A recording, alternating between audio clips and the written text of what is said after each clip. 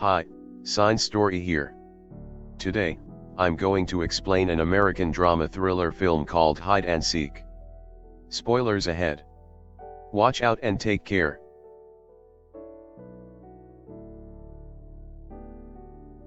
Allison Callaway and her 9-year-old daughter, Emily Callaway, are playing in a park together.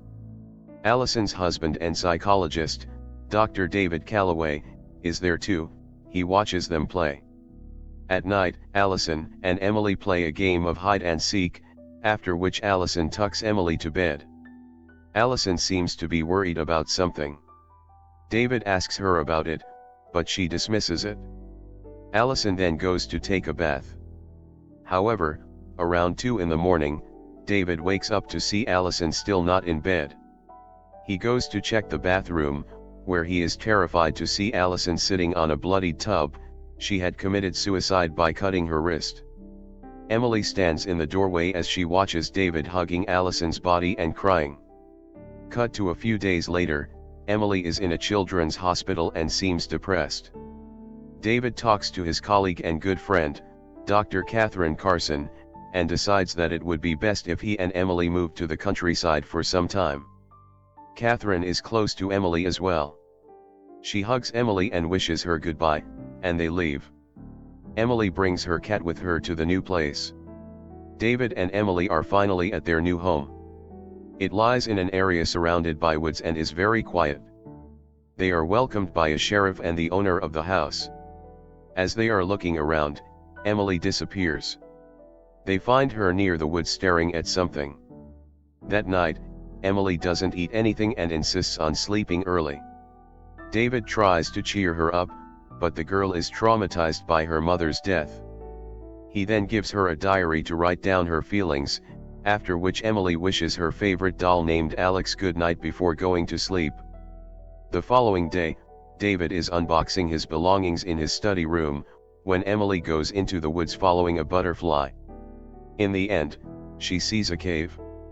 By the time David starts looking for her, she is back. But her favorite toy doll, Alex, is not. Shortly, he and Emily leave to run some errands.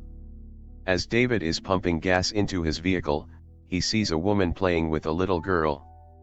Thinking that the little girl could become friends with Emily, he introduces himself to them. The woman's name is Elizabeth Young. She seems to have charmed David. He invites them to come over someday. That night, while tucking Emily to sleep, David asks her about her doll, Alex, to which she says that she doesn't like her anymore. She tells him that she has replaced Alex with her new friend named Charlie. When David questions her further about Charlie, she says that he doesn't like being talked about. David calls Catherine to tell her about the incident. They both agree that Charlie is an imaginary friend Emily has created to cope with her trauma. The following day, David finds Alex in the bin with her face distorted. Later at dinner, David tries to talk to her about Charlie. At that time, she tells him that Charlie is a lot of fun like her mommy used to be. That night, he gets another nightmare. He has been getting the same nightmare of the New Year's Eve party that occurred the night before Allison's death. The nightmare wakes him up exactly at the time he did when Allison died. He hears a noise, and goes to check in the bathroom to see the words "You let her die." The bathtub is filled, and Emily's crayon lay around. He turns around and sees Emily behind him, but when asked about it, Emily insists it was Charlie who did it. The following day, Elizabeth and her niece, Amy, come over. David introduces Amy to Emily, but she seems to have no reaction. As they play, Amy is eager to become friends, so she hands her doll to Emily. But when Emily returns it back, its face is distorted like Alex's was. Emily tells Amy that she shouldn't be here. Feeling scared, they leave soon after. When David asks Emily about Amy, she replies she doesn't need any new friends and that Charlie is enough. Later, Emily plays outside as David does the dishes. He sees a man sitting beside her, so he goes out to check and finds that the man is their neighbor, Stephen. They have an awkward conversation after which David warns Emily not to talk to strangers. Cut to that night, David hears Emily laugh, but when he goes to check on her, she is alone. He asks if Charlie is here, but Emily says that he just left through the window. David tries to talk to her about Charlie, but Emily reveals that Charlie doesn't like David. David writes all of this in his journal after putting her to bed. Later, we see Emily play hide and seek with Charlie. She goes out of her room, and look around the house, to look for him. She finds a door behind a closet. It leads to a basement downstairs. She walks there, still looking for him, then, suddenly the lights go off, and she screams in fear. David quickly comes to get her. She tells him that Charlie was hiding in the dark. The following day, Elizabeth comes over for dinner. Emily doesn't seem to like her. Elizabeth tries to have a conversation with Emily and gives her some books to read. However, Emily acts hostile towards her and drops all the books to the floor.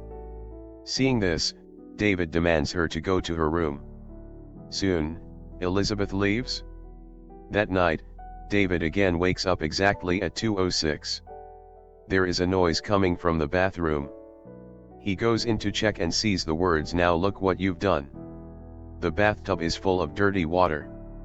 As David goes in to drain it, he feels something inside. It is the dead body of the cat that lived with them. Furious, David goes to Emily's room. But Emily again insists that it was Charlie. He then cleans up the mess in the bathroom. The following day, Emily shows David pictures she has drawn of Charlie and her mother. David tries to tell her that Charlie is not real, but Emily keeps on yelling his name. That day, Catherine visits them. Catherine is David's good friend who is very close to Emily. Emily is very excited to meet her. She suggests David to bring Emily back to New York. He tells her that he will consider it. After she is gone, David goes to Emily's room and sees that she has drawn pictures of her mother killing herself in the diary he had given her.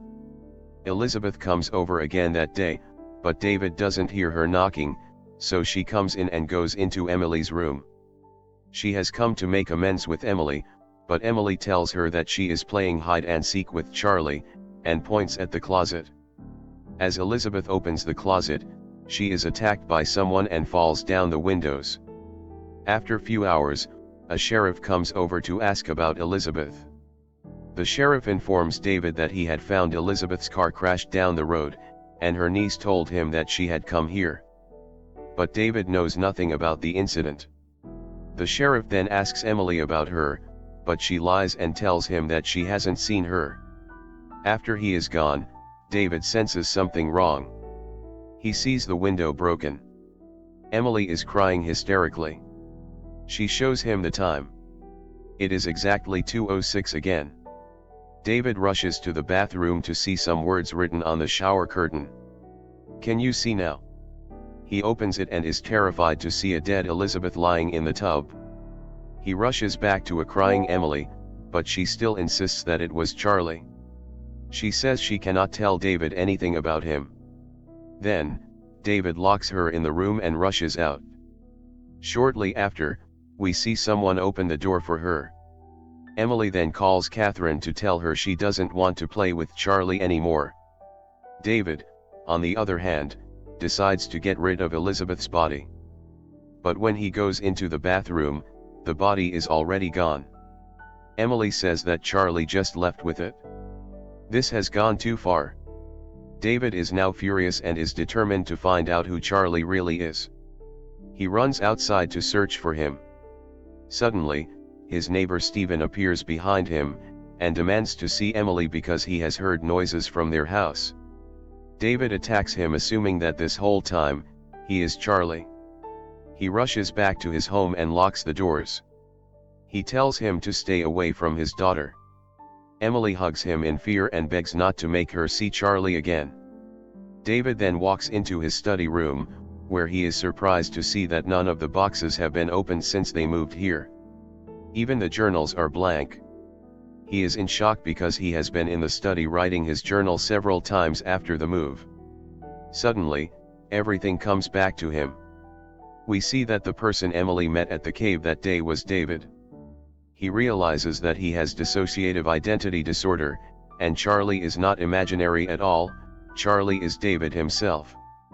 Whenever Charlie would emerge, David would be in his study. He also finally recalls the New Year's Eve party the night before his wife's death. He had caught Allison making out with another guest. Charlie was created as a way to express David's rage so that he could murder his wife, something the docile David was too decent to do. Emily knew the entire time about her father's split personality but did not tell him, because she was unsure which personality murdered her mother until Charlie killed Elizabeth.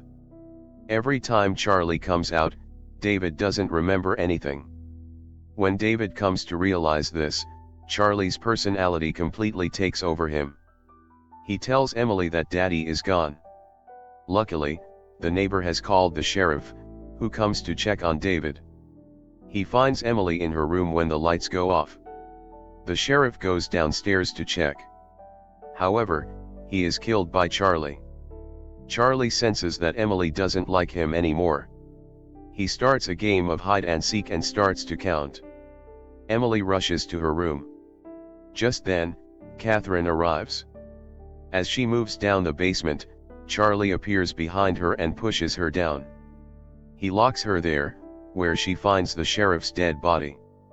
Emily, on the other hand, locks herself inside her room. Charlie breaks the door open, but Emily has already snuck out through the window and is running away to the woods.